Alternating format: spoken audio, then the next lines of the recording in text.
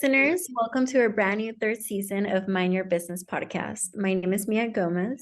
And my name is Carlos Mora, and we will be hosting this episode.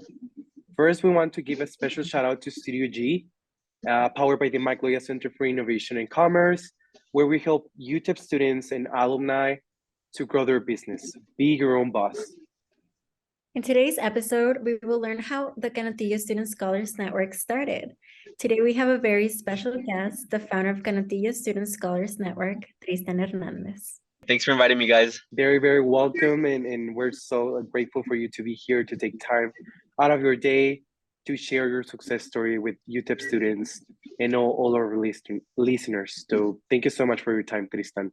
So let me ask you, Tristan, where are you from? So I was born and raised here in El Paso.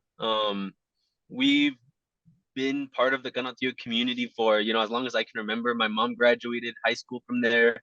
Most of her family did. So yeah, born and raised here in El Paso. That's cool. And can I ask you, what are you studying here at UTEP?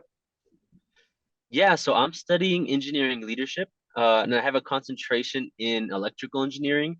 So I actually started in electrical engineering, but I switched over to engineering leadership because I got an internship with El Paso Electric, and I was shadowing some of the engineers, and I met some e-lead graduates who worked at the company, and they pretty much convinced me, like, hey, this is a really cool major. When what it does is entwines the business aspect to the engineering disciplines that the UTEP offers. So it really brings everything together, I think, because I'm allowed now to go and I can work a lot better through the skills I built in e-lead with communication, talking to people, working in teams, which is a lot of what you do in the professional world that I don't think that the traditional engineering experience offers. So yeah, that's a long-winded version to say I'm studying engineering leadership. First of all, congratulations on your internship. And I have Thank you. one of my friends, one of the closest ones. She's also studying engineering leadership. So yeah, there's a lot of opportunities that you can get from that major. So congratulations to you. Definitely, yeah. So now moving on, I wanted to ask you, Tristan, what is Canutillo Student Scholars Network for all of our listeners out there? Gotcha. So what Canutillo Student Scholars Network is it's a mentorship program for high school juniors and seniors to transition to college, right? And what makes us different, though, is that one, we are community based in Canutillo just because that's where we're from. We want to help out. But secondly, we're going to be pairing up the high school students, the juniors and seniors, with mentors who are early on in their professional careers or still at the university, right? So that way, those high school students can see, oh, this person has the same background as me. They talk like me, sound like me, live by me. And this is the cool things that they're doing at the university level. Maybe they can inspire the student, the mentor can inspire the student, and they can say, hey, you know what? These are options for me, either to finance school out of state or to go do study abroad, do an internship, find grants, scholarships, things like that, that the students, our mentors, the university mentors are currently doing, that the high school students can go ahead and see that and model their journeys on how they want to go into that field. Like, for example, right, we had a friend of ours go and move to college in New York, right? He got most of it paid for, so he's not paying for much. And we want to be able to, and if I bet you anything, if you go and ask like high school students, oh, can you do that? And most of them are going to say no. And if you ask them why, it's going to be because of financials, right? But the reality is there's a lot of potential out there that I think the high school students aren't getting exposure to. And that's kind of what the essence of Canutillo Student Scholars Network is it's to build that cycle of success and mentorship in our community. Tristan, I'm not even from the Canutillo community, but I just want to say thank you on their behalf. What you're doing is not only changing Canutillo high school students, but it's opening doors for some other people that might also be inspired to take their community and to help them to graduate from college, to find new opportunities. So that's so amazing, Tristan, that there's no words to like thank you for starting this. Thank you for being the founder and helping so many high school students. Because if you go back, when I remember when I was a high school student, the only thing that I needed was guidance. And if that's what you're providing them, support, if you're telling them we're here for you, And if they're seeing people that is graduating, people that is attending UTEP students, they can see they can imagine themselves in your position as well. Yeah, big time. And I want to shoot the gratitude right back at you guys with Studio G and Blackstone. Just because we've been brainstorming this a lot with your director and some of the graduate advisors. So you guys have really been the ones that really we had the idea and it was a good one, I think, right? I'm kind of biased being the founder of it, but you guys are really the ones that helped build that. Oh, this is what we want to do. This is how we're going to do it, and really helped us guide our way into it. The I guess you guys are kind of my mentor, right, in a sense, because I'm not familiar with the entrepreneurial space. So really to help us build that vision and guidance has been a huge help for us. And this is just you're a success story. You're a success story for us. So we just want to highlight you to show students that just like the Blackstone Launchpad, Studio G, and the Mike Loya Center help you, we can help so many students to also launch their ideas, grow their business. So thank you so much for sharing all of that. We really appreciate it. We were like wondering who can participate in this Scholar Network. Gotcha. So as of right now, we want to keep it just for Canutillo, just because that's the area and community we're familiar with. But we do, once we get it off the ground and running, we do want to branch it out um, into other areas, different communities, maybe even section it off high school by high school and have the alumni or the university students from those high schools come back and really provide to the students. But as of right now, it's just for Canutillo students. But if anybody wants any type of volunteer experience, please reach out. We're not limiting it to just like, hey, you're not allowed because you're not in Canutillo, right? We'll find something, we'll work it out. So if anyone's interested that's listening or has a little brother, little sister, please have them reach out, because the more people we get on board with this, the more students, high school students that are coming out being our mentees really provide success stories for us, even if they're not from Canutillo. But we are just limiting it to Canutillo for now until we have the ability to scale up. For the listeners who are interested in contacting you, how can they contact you? Do you guys have social media and email? So right now we don't have the social media. I can just do the email. My student email is probably the best way to get back to me. You know, we're all students. I'm checking that thing almost religiously, like twice an hour sometimes, just depending what time of the day it is. But yeah, and then the email is, do you want me to give it to you guys afterwards or right now? You can say it right now so that they can listen to it. Okay, so it's gonna be T.A. Hernandez 5 and then at the minors.utep.edu. Awesome. Thank you for that. And let me ask you something about because that's the thing that I'm most curious about. How do you end up creating the Canutillo Student Scholar Network? What was your growth? What was your journey? How do you start it? How do you start at Blackstone Launchpad, Studio G? How this project was born? Yeah, so I actually think it was born a long time ago, being that when I graduated high school, I always wanted to come back and give back to my community. That was always something I wanted to do. But I just didn't realize I could do it so soon. So when I was afforded the opportunity, I was actually appointed to the Canutillo School Board in December of 2020, when one of the trustees actually had to leave due to health reasons. The spot opened up and I applied. They interviewed me, the board, and they said, hey, you know what? This kid, we want that youthful perspective, being that the youngest board member closest in my age is probably 15 plus years up. And, you know, they've been out of high school, out of the, not even just high school, just the school system in general for such a long time, that my youthful perspective was something that they wanted on the board. So when I was on the board, I actually got reached out to by someone at the school district, and they said, hey, we have this handful of students, and they really need help with some resume stuff. They're going to college already, but they need help with resumes to go look for internships, scholarships. And sure enough, my brother and I helped them. They are doing pretty good right now. They got some internships, got some scholarship money. And when we came back and said, hey, this is what they did, that person that reached out to me from the school district pretty much said, hey, why don't you try to do this on a bigger scale, right? Which is what we tried doing with my brother and I tried getting like 10 to 12 students. But it was a little too much for just the two of us. So they said, hey, you know what?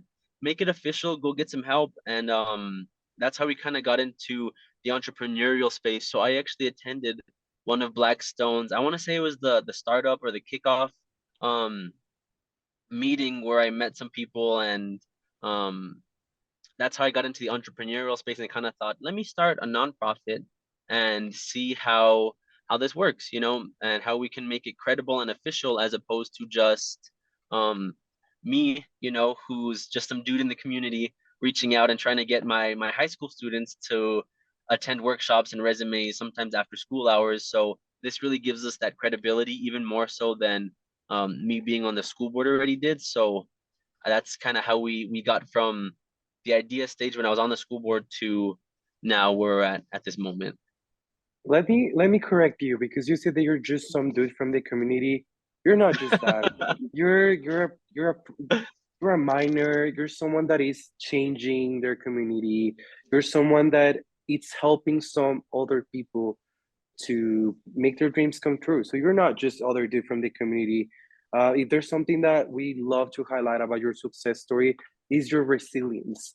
How many workshops, how many events you attended here at the Michaelia Center, all the opportunities that you took advantage of, so you can bring an idea. Let me start a nonprofit organization, and now we mentor you. But at the end of the day, you were the one who took the decision, the first step. And thanks to you, a lot of the students are taking advantage of this. So you're not just some other dude. You're a proud minor, and this is the reason why we're like interviewing you. Cool. Thank you for that. Yeah. So I'm really curious about all of the programs that you've like participated on. Like, can you tell us more about the programs, what you went through, what you learned, and how the university might have like supported you to create your business?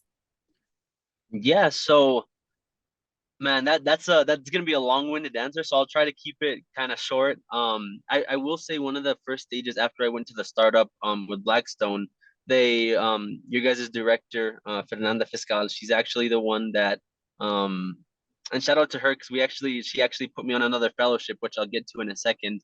But so she actually proposed to us to look into Studio G, which is where you believe I work at, right, Mia?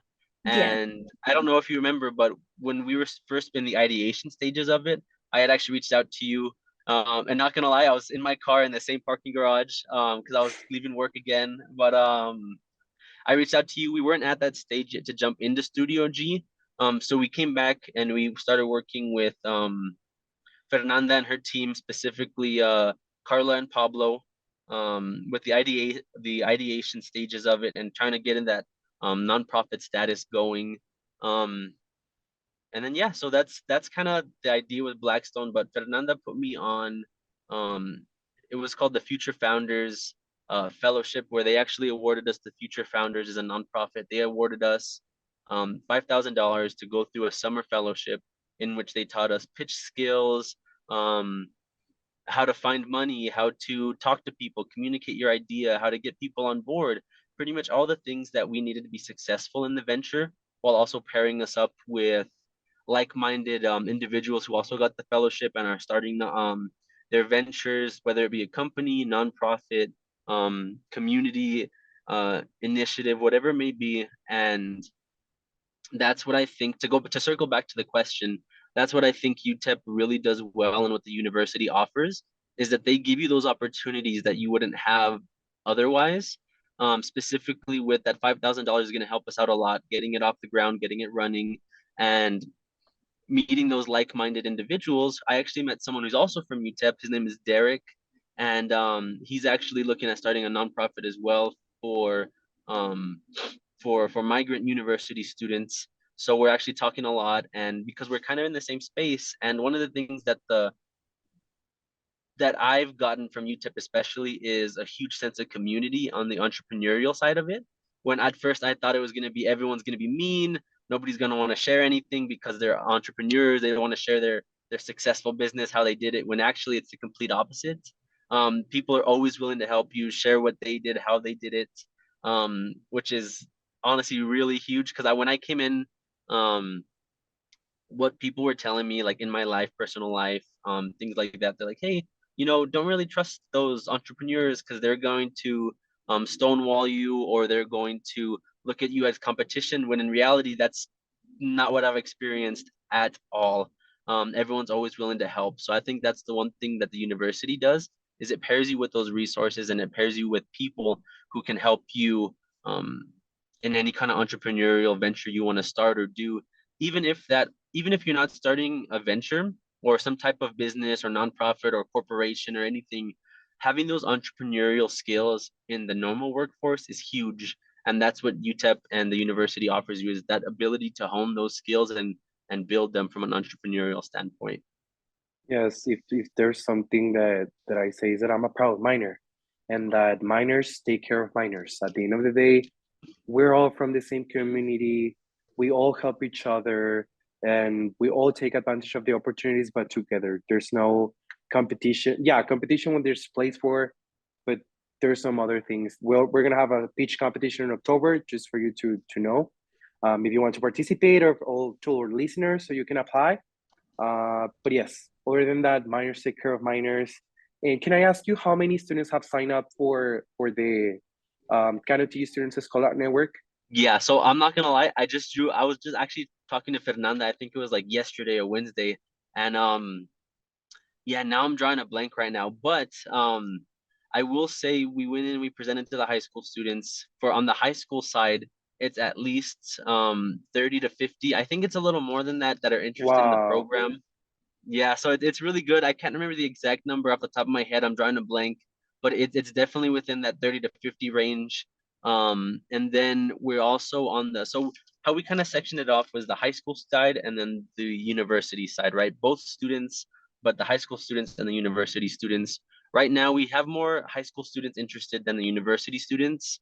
So right now, I think it's like 20 to 30 university students who are interested. Now it's just time for us to schedule those workshops, find times that work for them, and really just start pairing them up with those mentors, the high school students, so that way we can get this off the ground and running. So I'm not gonna lie, it's been a little overwhelming, because we have a 3-person team founding it right now, and I'm the one handling a lot of the outreach, a lot of the communication in regards to getting it off the ground running and going back with the school districts. So at one point I had like 30 high school students like emailing me and texting me, and I was like, no, that's way too much, right? So we ended up just creating a Slack, and we have them all in this little Slack channel, which has really saved me a lot in regards to communication, because I can just send out a mass text to them through Slack or something.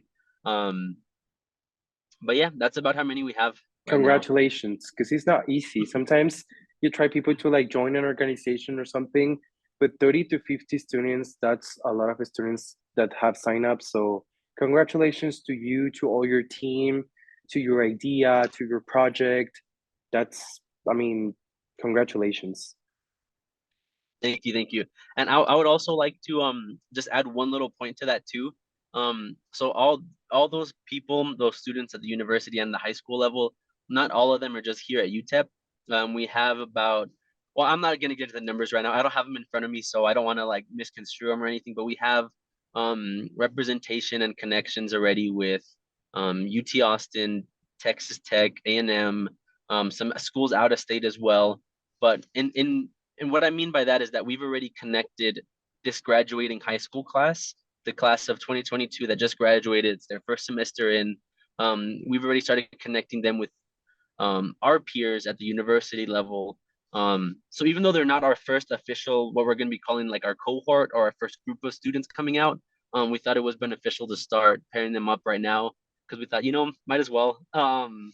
We already have those networks already reaching out. Let's do it right now. And yeah, I just wanted to add that little caveat too. So thank you for everyone that's already helping and pairing up and setting up those lunches, coffee talks to talk about um, how college life has been for those students and how it's going to affect these first semester students coming in. Tristan, and how can students go and take advantage of Canutillo Student Scholar Network? I know you mentioned the email, but is there another way that they can join?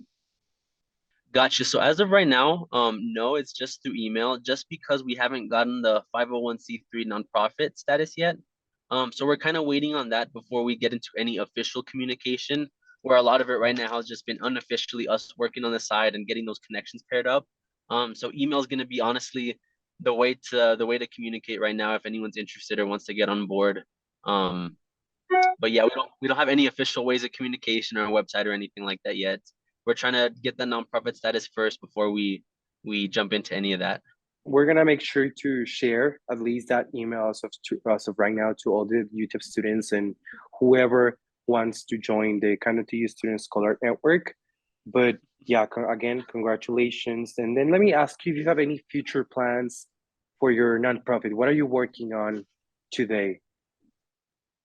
Yeah, so what we're working on right now is definitely the 501c3 status because we think that's huge to build credibility in the community to make sure everything's happening. But um, I will say the one issue we're running into is we don't want to file for the 501c3 and then have them send it back to us again where they're saying, hey, like you need to fill this out, or we recant it and bring it back because we want to change the bylaws or we want to do it. We want to start off the bat immediately. We want to start off correctly because, and in my opinion, that's the easiest way for us to lose credibility is to have to recant something or say, hey, that's not what we intended by it. So we're trying to make sure that is solid before we actually file for the 501c3 status.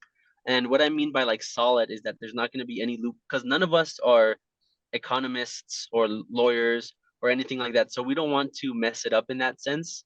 We want to start off strong, start off solid, and especially in the legal sense because we're dealing with high school students, which are still considered minors, right? Um, not minors like this, right? But like under 18. So we want to make sure that everything is done correctly according to the school district standards, so that way, again, that's the easiest way for us to lose credibility, and that's not the intent of this program. It's for us to help those students by pairing them up with people that are their age. We just don't want any funny business to be going on, so we want to make sure that's eliminated and it can't possibly happen right off the bat. So that's the closest goal for us right now. Long term, like I said earlier, we want to scale it and kind of grow it out of the community of Canutillo just so that we can bring everyone on board. Because like you said, proud to be a minor, proud to come here and live in El Paso, Juarez. So it's huge to bring that community together with that mentorship and expose high school students to these opportunities that higher education offers. Thank you, Tristan, for your time. We're truly honored to have you as a guest in the podcast. Studio G, the Mike Loya Center for Innovation and Commerce, and Blackstone Launchpad wants to thank all of you, our listeners, for your constant support. Please stay tuned for upcoming episodes, and please remember to always mind your business. Thank you. Bye, everyone. Have a good day. Bye.